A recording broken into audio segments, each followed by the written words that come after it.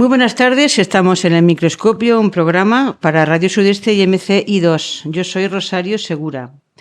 El otro día salía una noticia en prensa, interesante donde las haya, que decía así: denuncia al Servicio Andaluz de Salud por la mala praxis en el tratamiento de su cáncer de piel. Decía la chica: me han mutilado el rostro. Carmen Castañeda se ha sometido desde 2021 a 4 cirugías agresivas para tratar un carcinoma poco común y que lleva años sufriendo. Bueno, pues el tema, como ustedes han visto y comprobado, es la mediación sanitaria, y el tema en concreto vamos a hablar de la salud, y contamos hoy, como es frecuente y habitual en esta casa, con una segunda oportunidad.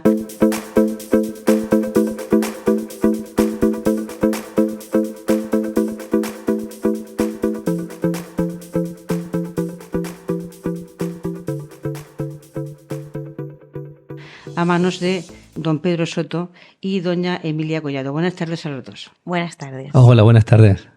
Bueno, Pedro y Emilia, encantada de volver a estar aquí con vosotros. ¿Y cuál es el papel principal del mediador en los casos de un conflicto, como por ejemplo esta señora de Carmen Castañeda, que le han operado ya 5 veces y le han dejado el rostro desfigurado? ¿Qué pasa aquí? A ver, el papel del mediador es el mismo que en cualquier tipo de mediaciones. Lo que pasa es que el valor añadido que tiene la mediación sanitaria, estamos hablando de la sensibilidad del paciente. Estamos hablando de personas que tienen una enfermedad. No es lo mismo un conflicto en el que tú me has quitado algo, o un bien material me pertenecía, o estamos lidiando por la custodia de los niños, que estamos hablando desde la perspectiva que el plano de la persona con la que vamos a mediar es una persona que está enferma, él o los familiares. Y eso hace que la mediación en este caso sea especialmente sensible. Ahora, y lo iremos viendo a lo largo de esta tarde, el desarrollo del procedimiento es exactamente igual. El mediador va a hacer la misma labor de ser neutral e imparcial y acompañar a las partes para que lleguen, bueno, pues desde la disputa que tienen, desde el punto de desencuentro, a intentar llegar a un acuerdo sin tener que judicializar el proceso. Bueno, entonces, ¿qué aspectos se deben considerar en la mediación para equilibrar esos derechos entre el paciente y la protección profesional del sanitario? A ver, como bien ha dicho Pedro, se trata de asuntos en los que hay una especial, por parte del paciente, una especial tensión, una especial emoción, yo creo que llevada al extremo, porque una persona enferma, el conflicto para él es grave, y desde el punto de vista del médico, pues del sanitario, es que está sometido a una situación de estrés, de carga de trabajo, de carga emocional, que todo eso hay que compaginarlo teniendo en cuenta las emociones de uno y de otro y que puedan expresarlo para llegar a un buen entendimiento. Ahora una pregunta un poco que se sale de esquema, que me la podéis contestar o no, pero ¿habida cuenta de la presión asistencial que tienen algunos médicos, que a veces se les somete a 5 minutos por paciente? ¿Cómo puede claro, se puede realmente hacer un diagnóstico y encima no equivocarse con 5 minutos para atender a un paciente? ¿Qué se puede hacer ahí? Cuando si te equivocas, ¿hay mediación ahí o se le echa la culpa directamente a la consejería o a la gerencia? A ver, ese es un tema especialmente sensible. Sensible en cuanto a que, bueno, los médicos te estás refiriendo principalmente a los médicos de cabecera, sí, que son los que tienen un cupo diario y tienen que ver.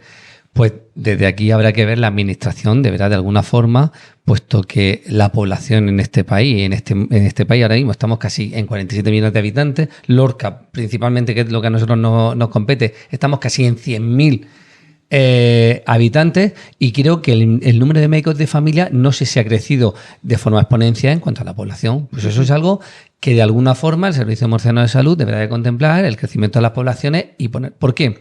Porque es cierto. Bueno, yo voy a tirar un órdago por aquí, de aquí a mi médico de cabecera, Ana Belén Salgado. Es una profesional. Mira, mi hija que está haciendo medicina, yo quiero que sea como ella, fíjate lo que te digo. Es una persona, y ella siempre lo dice cuando está en la sala de espera: a mí, yo no tengo el tiempo le dedico a cada paciente el tiempo que necesita. Luego estamos en la sala de espera los pacientes y mucha gente se crispa, es que yo no, y le digo, pero vamos a ver. Mucha gente, yo es que he estado y es tremendo cómo se pone el público porque está 5 minutos esperando, ¿eh? Pero vosotros sabéis que cuando tú llegues, tu médico te dedique todo el tiempo que tú necesites. Claro. Si eso, mira, ella hace de terapeuta, psicólogo, psiquiatra. O sea, está quitando un montón de trabajo al resto de especialidades. Por eso es una persona tan humana, además querida por todos los pacientes, a pesar de sus esperas, porque son de verdad que cuando tú llegas a su consulta ya sabes que hay que ir sin prisa, pero luego sales con un grado de satisfacción porque pone todos los sentidos en atenderte, ¿vale? Lo hacen todos los profesionales. Yo hablo de la experiencia que tengo con mi médico de cabecera. Sí que es verdad que lo oye mucha gente. No se le puede dar a un paciente. ¿Vosotros creéis que un cualquier paciente puede...? Claro, el que va por receta sí que son 5 minutos. Pero, bueno, ahora con la receta electrónica... Y con la receta, menos aún. Vamos, pero, eso. ¿Cómo te dedico 5 minutos si tú me estás contando un problema de verdad? ¿Tú crees que el médico puede cronometrar lo que te va a lo que tú vas a necesitar de mí? Pues sí, pues tristemente, pero es así, cómo funciona. Por eso la mediación en casos así yo creo que tiene mucho sentido, claro. Porque cuando tú perdemos la paciencia por estar esperando 5 minutos, pero cuando tú estás dentro no te das cuenta de lo rápido que pasan 5, 10, 15 y el de detrás está esperando. Entonces, cuando hay esos casos de crispación, porque hemos leído muchos casos de la gente entra enfadada porque ha esperado, leía...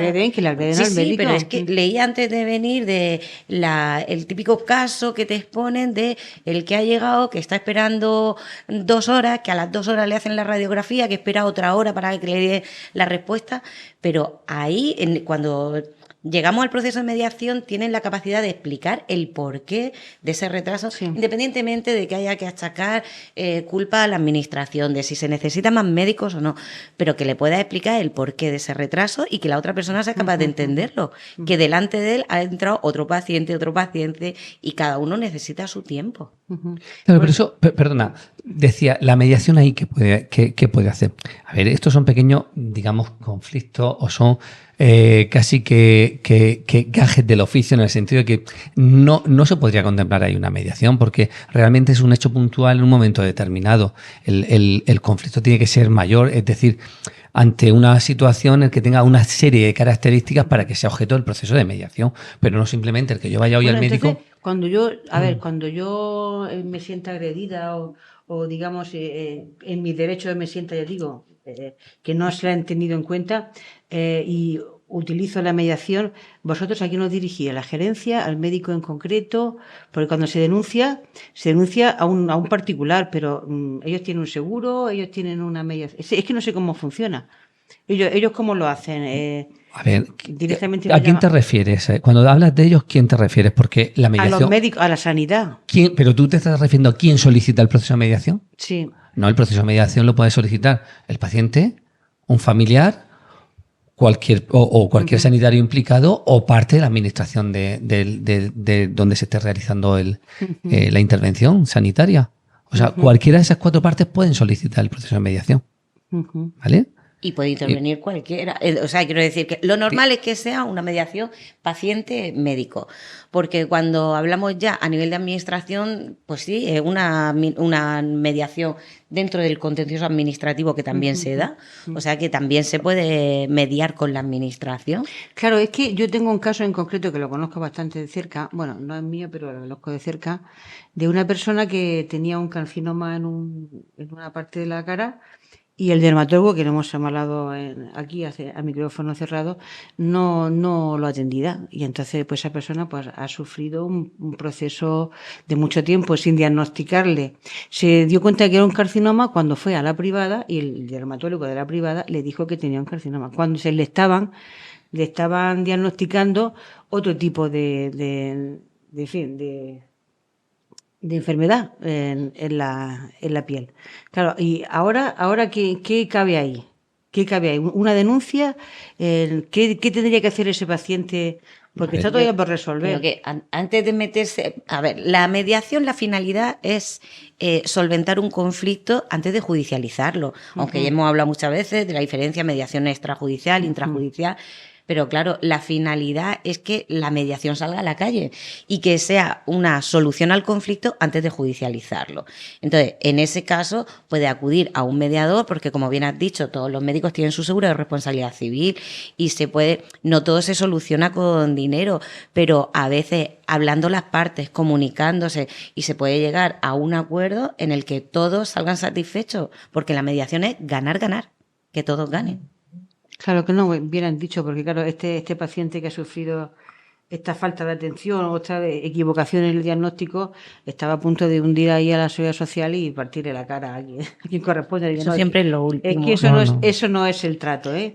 Pero bueno, sí que efectivamente que tendría que acudir a una mediación a ver y que, bueno, pues a través de vosotros o de la persona que encargue, pues ¿no? Bueno, y los conflictos, por lo que tú dices, ya las agresiones al colectivo médico y sobre todo, fíjate, a las mujeres más que a los hombres, dentro del colectivo de médicos y enfermería, son los más agredidos, ¿sabes? Estamos hablando, creo que en el año 2021 en Andalucía hubo como 1.700, alrededor de 1.700 agresiones a sanitarios. O sea, fíjate. Eso fue uno de los motivos por los que en el año 2015 se modificó el Código Penal y le dieron la condición de autoridad tanto a los docentes como a los sanitarios en el tema de las agresiones, y entonces se contempla como un atentado, entran dentro ya no del delito de lesión, sino como un atentado del 550 del Código Penal. Bueno, y una pregunta que se me viene, ¿y en los juzgados no hay agresiones? Sí, claro, que denunciada tanto por parte de médicos, bueno, cuando es de paciente a médico es más la negligencia médica. O sea, cuando la denuncia es de paciente a médico, lo que se denuncia son negligencias médicas. Cuando es a la inversa, claro que ha habido agresiones y hemos tenido denuncias y juicios por lesiones de tanto de padres, o sea, quiero decir, la denuncia puesta por el docente que le ha agredido el padre y en este caso por el médico que ha sido agredido por un paciente. Sí que las hay, sí. Bueno, ¿y qué tipo de documentación hace falta para iniciar una mediación relacionada con el tipo de mediación sanitaria? Bueno, igual que el proceso, como hemos dicho antes, como hemos adelantado, es exactamente idéntico para cualquier ámbito de la mediación. En el sanitario exactamente lo mismo. Tú tendrías que dirigirte a unos profesionales, que sería una asociación de mediadores o algún mediador en concreto, y hacer un documento donde se solicita la mediación, nombre y apellidos, DNI, en el que se hace una exposición muy breve de cuál es el conflicto y contra quién. Bueno, ¿contra quién? Eso en el argot de la mediación suena como muy duro, ¿no? Muy, porque lo que se pretende siempre en mediación es rebajar el contenido, ¿no? Y el léxico es muy importante. Bueno, pues tú pones con qué persona has tenido ese desencuentro, bueno, pues el conflicto. Claro, pero es que yo entiendo, por ejemplo, a nivel de mediación educativa, pues entiendo la conciliación y tal, pero si hay un error de diagnóstico que te puede suponer incluso la muerte, ¿qué cabe de mediación? O sea, que... sí, lo que las partes quieran. Es que es lo que las partes tienen que sentirse resarcidas. Oye, si esto lo tengo que judicializar, estamos hablando, luchar contra... Me permití, el lobby médico no es fácil, porque hay esa otra de la pregunta. Perdón, pues me he adelantado. Hay mucho corporativismo en ese sentido. Es difícil, ¿no? Luchar contra, salvo sentencia, y ya hay sentencias hay muchísimas sentencias, lógicamente, sobre negligencias que han sido condenadas, pero la mediación te puede dar lugar precisamente a ese desgaste de tiempo económico y emocional sumado a lo que ya llevas de haber sufrido, o bien en tu propio, en ti mismo como individuo, o un familiar tuyo que haya sufrido. A ver, tenemos que partir de la premisa que los sanitarios son trabajadores. Y eso es intrínseco a cualquier profesión, está claro. Claro, es que no queremos que nos toque. Equivocarse en en una letra de un banco que puedes perder a lo mejor. Pero puedes perder que equivocarse en un tratamiento, en un diagnóstico. Rosario, pero no son seres superiores. O sea, son humanos y se tienen que equivocar. Es que es inevitable. Por mucha precisión que puedan tener, cualquier sanitario va a tener algún margen, tiene que tener un margen de error, ¿no? Entonces, se puede llevar a mediación para evitar judicializar ese proceso. Los médicos tienen su seguro de responsabilidad civil, que deben de responder, y si, imagínate, aquí estamos hablando, en ciertos tipos de lesiones, son indemnizaciones. Dinero. Claro, no, está claro. Dinero. Por lo menos en estos casos yo lo entiendo y que todo lo que podemos considerar que una negligencia médica no tiene por qué ser una negligencia médica. Claro, se puede explicar, claro, tú piensas que es una negligencia médica yo como abogada he llevado negligencias médicas, pero claro, al final esto pasa un filtro, que es el del médico forense. Y por ese corporativismo tú puedes pensar y estás convencida, porque evidentemente no es tu materia y no controlas de medicina, y llega el cliente con una negligencia que para él es una negligencia evidente, pasa el filtro del forense, te lo explica y te dice, no, es que esto no es una negligencia. Pues ¿y qué tiempo hay para...? No sé, me imagino que en la parte sanitaria hay algún tiempo específico para mediación. Exactamente. La mediación, desde el momento que tienes el conflicto, tú puedes solicitarla y como sabes que no es incompatible con las acciones judiciales, es decir, que tú puedes iniciar el proceso de mediación, en el caso que no llegues a un acuerdo, pues siempre puedes emprender, ¿no?, cualquier acción judicial. Y en el caso de, claro, ahora vosotros sabéis que hace unos años esto de la confidencialidad pues ha tomado muchísimo copero y es muy difícil filtrar datos de pacientes y tal. ¿Cómo se come esto? O sea, que si tú le estás pidiendo no sé, un informe clínico de un paciente a un médico donde se determinen ciertas cosas, a lo mejor no te lo quiere dar, porque a lo mejor es su hijo, o es un familiar suyo, o es... No sé si me explico. ¿Cómo se consiguen los informes clínicos a la hora de determinar si es real o no una negligencia, por ejemplo? Bueno, el paciente, como son sus propios informes médicos, él tiene derecho a obtener esos informes médicos. Y si los quiere aportar en el proceso de mediación, los puede aportar, porque siempre hemos dicho que una de las características del proceso de mediación es la confidencialidad. Y a todos se le hace firmar esa cláusula de confidencialidad. Entonces, el paciente puede reclamar sus informes, no habría ningún problema. Si estamos en una mediación entre paciente-médico, si estamos ya a nivel de la administración, da igual, es que el paciente siempre va a tener derecho a obtener todo su historial clínico. Y antes no era tan fácil, ¿eh? Pero, antes no era tan fácil que te facilitara. Fíjate que ahora incluso en el portal, te metes con tu firma electrónica y tú puedes sacar todas tus pruebas diagnósticas, todo tu historial, y en alguna ocasión que se piden desde el punto de vista judicial y te sale todo el historial clínico y no hay ningún problema. Perdón, Rosario, a colación de lo que estaba diciendo Emilia, recordar que la mediación, da igual de qué ámbito sea, se trate mercantil, civil, sanitaria, escolar, es voluntaria, es confidencial, ¿vale? Todo proceso es confidencial. Luego hay neutralidad e imparcialidad por parte de los mediadores. Y eso es que estamos hablando del artículo 6, 7, 8 y 9 de la ley del 12 de mediación de asuntos civiles y mercantiles. O sea, eso impera en todo el proceso de mediación. ¿Vale? Con lo cual... Y sí, por ejemplo, porque has hablado, Emilia, perdona que te corte, Pedro... No. De la sanidad pública, que efectivamente hay un portal de transparencia donde se solicita y se te la dan más o menos con agilidad, lo digo también por experiencia, porque no te lo dan tan fácil, pero bueno, te lo dan. Y en la medicina privada, donde no existe, si se queja, o sea, si se niegan a darte en un informe, ¿qué cabe ahí? Es que yo entiendo que no pueden negarse, porque tú tienes derecho a tener tus informes médicos. De hecho, en la privada, siempre que vas a alguna consulta o te hacen alguna prueba médica, tú te vas con tu informe.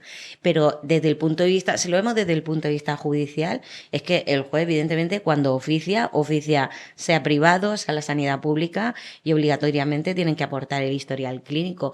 Pero yo entiendo que si tú eres el interesado, aunque sea un hospital privado, y pides tu historial clínico, no se pueden negar a dártelo, porque ahí no están vulnerando la ley de protección de datos. Claro, y si es una persona que está discapacitada y es mayor, algún tutor, tendría algún tutor fijo, claro. El discapacitado solo no va a ir a hacerse una intervención, para eso te pedirá, además ya sabes que siempre te piden la autorización, si no es del propio interesado porque está discapacitado, pues será el tutor legal. Bueno, además tener en cuenta que desde que se cambió la ley de discapacidad, ahora no es como antes que te incapacitaba y eras incapaz para todo. Ahora hay medidas de apoyo, hay medidas más estrictas, menos estrictas.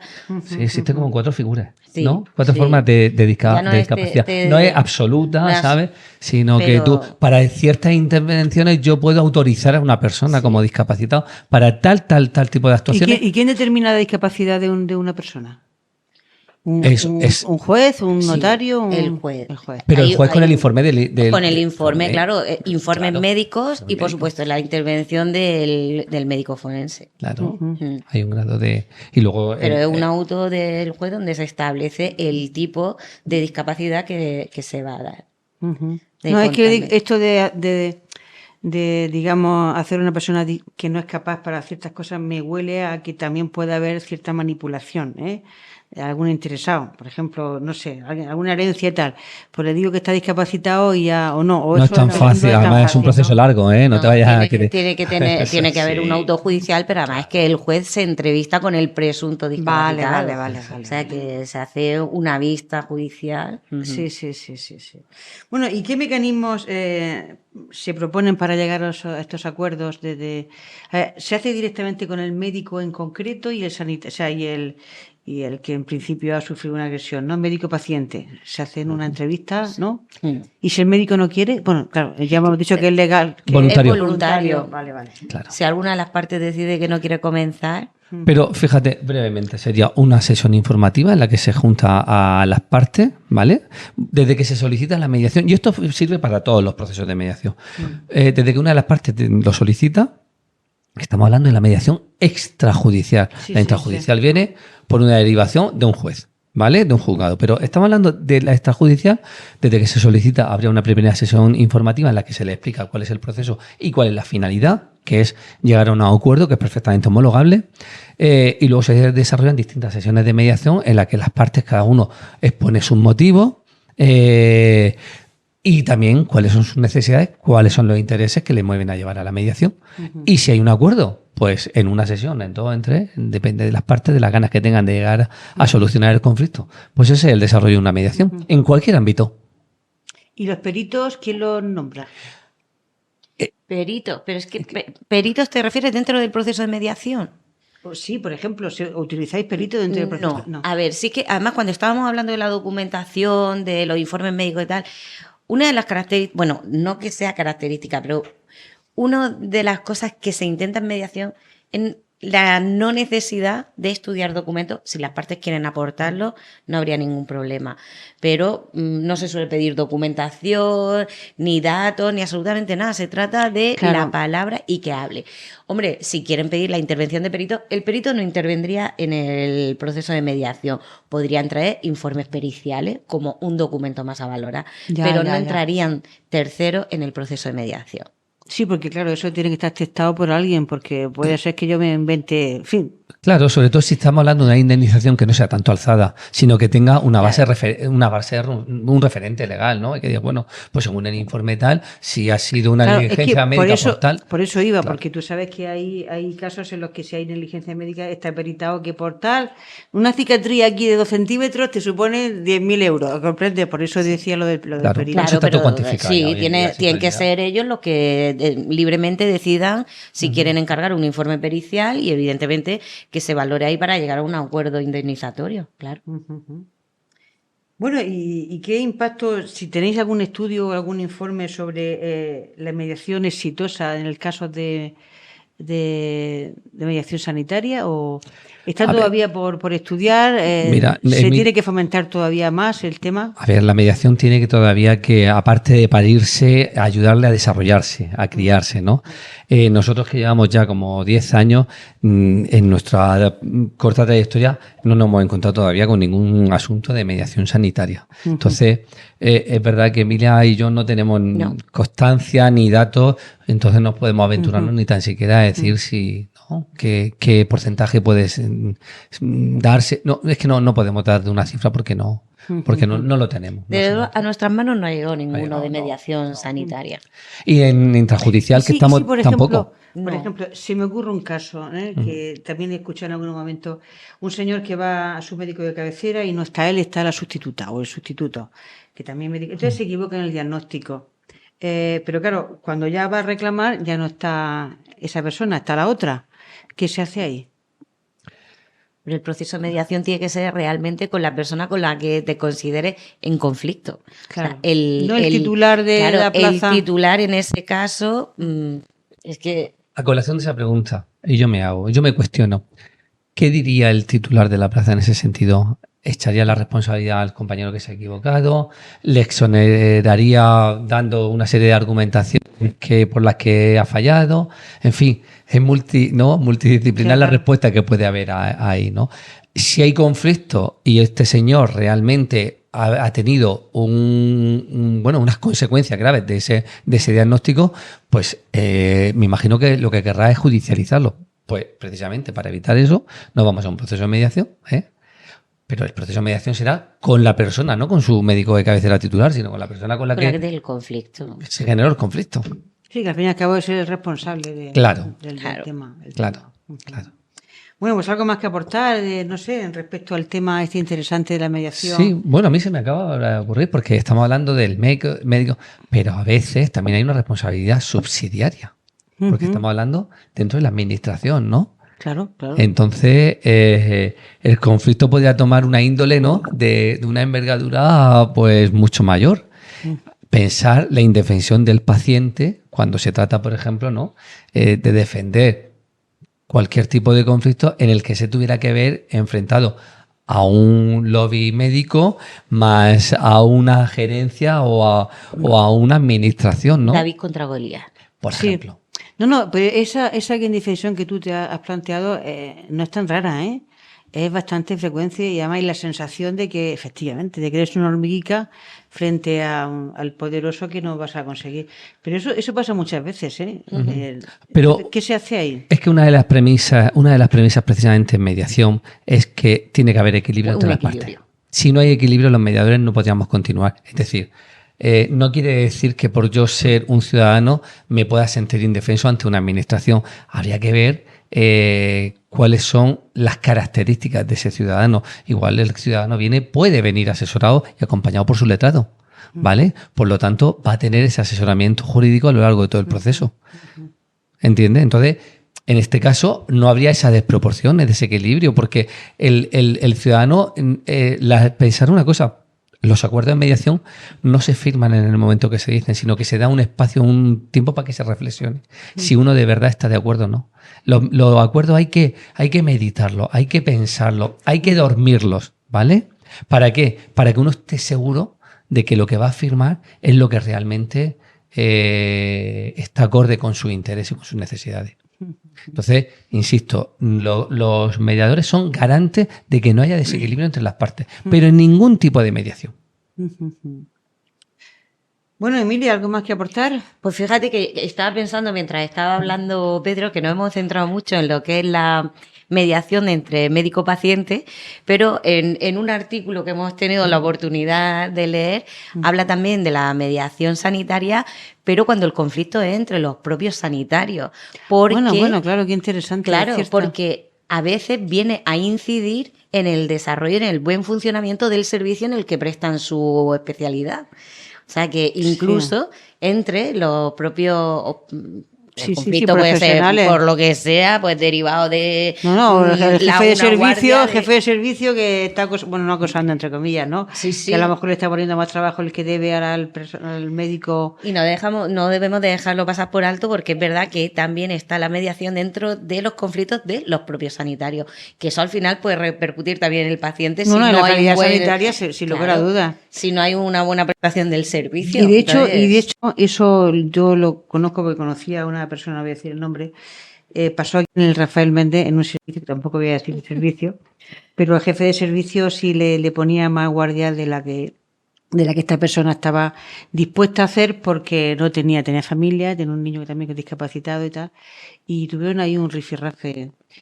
¿Ahí qué se hace? ¿Se puede llamar al servicio de mediación? Por supuesto, pueden llamar al servicio de mediación, no deja de ser un conflicto mediable, sin ninguna responsabilidad médica que pueda ser más susceptible de ver una negligencia o de poner una denuncia, una demanda, no deja de ser un conflicto. Y por supuesto también, de hecho leíamos en el artículo que debe haberse dado algún caso y entre médicos del mismo servicio y ha sido el jefe del servicio quien los ha derivado a un proceso de mediación. Claro, son organizaciones formadas, integradas y suelen ser muy numerosas. Yo creo que en el Rafael Méndez trabajan en torno a 500, 600 personas. Sí. en turnos de 24 horas, 365 días al año. Imaginarse, son los caldos de cultivo, y a eso hay que sumarle no solamente su práctica, sino que metemos. ¿Cuántas personas entran todos los días al Rafael Méndez?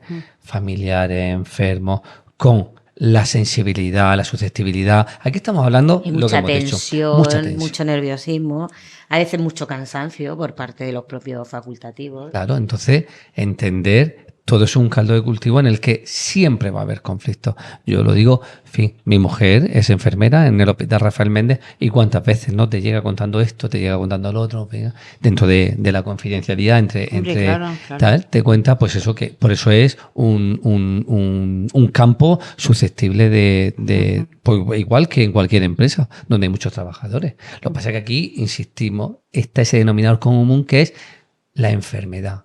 Qué vulnerables somos cuando nos dan un diagnóstico, o estamos en vías de ser diagnosticados, pero nos están haciendo pruebas, no sabemos qué. Y eso es otra pregunta que se me viene a la cabeza. ¿Y si tú estás esperando un diagnóstico o esperando que te vea el dermatólogo, por ejemplo, en este caso, y no te llama, ¿tú qué puedes hacer ahí? ¿Puedes tú ya hablar? Puedes ir, sí, al servicio de atención al paciente.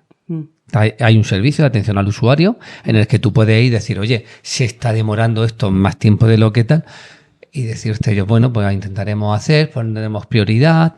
No sirve para nada, no sirve para nada. Sí. A colación de lo que dice Pedro, que es curioso que ellos mismos ya te lo adelantan, porque, bueno, a mí me ha pasado personalmente que me han tenido que hacer una serie de pruebas, y cada vez que me mandaban a hacerme alguna prueba, siempre que me daban el volante para hacerme la prueba, me decían, ya sabes que si dentro de X tiempo no te hemos llamado, pues tú reclamas en atención al paciente. O sea, que ellos mismos ya te lo están diciendo, porque ya lo prevén, va a haber un retraso, ya sabes que en cierto tiempo no te han llamado, reclama. Sí. Vas a atención al paciente. Yo no tengo, se ve que he tenido suerte, no he tenido que utilizar la atención al paciente. Sí, has tenido demasiada suerte, creo. Sí, bueno, pero sí que estaría bien recordar, y antes lo hemos utilizado aquí en esta mesa también, en micrófono cerrado, decir, por ejemplo, dentro de la sanidad, cuál es el ámbito donde más incidencia hay. Y estábamos hablando un poquito de lo que es el sector de lo que es la cirugía estética, ¿no? Que tanto se está demandando, tanto ha proliferado en este país, o sea, tanto estamos las personas necesitadas de sentirnos más jóvenes, más guapos, mejores, ¿no? Y yo voy a hacer aquí una reflexión, pero ¿y quién ayuda a cultivar el alma? Que esa es la verdadera belleza del ser humano. ¿Por qué no nos ponemos en manos de eso? De esto quería decir más de un político. ¿Verdad? Por eso, en otro contexto, si queréis, yo ¿sabes, Rosario, que me caracterizo por no tener la lengua muy medida? Efectivamente. Pedro Soto y Emilia Collado, muchísimas gracias a ambos abogados y mediadores del Tribunal Superior de Justicia y de forma particular. Muchísimas gracias, os esperamos próximamente en una nueva oportunidad aquí en MC2 Radio. Gracias. Gracias a ti.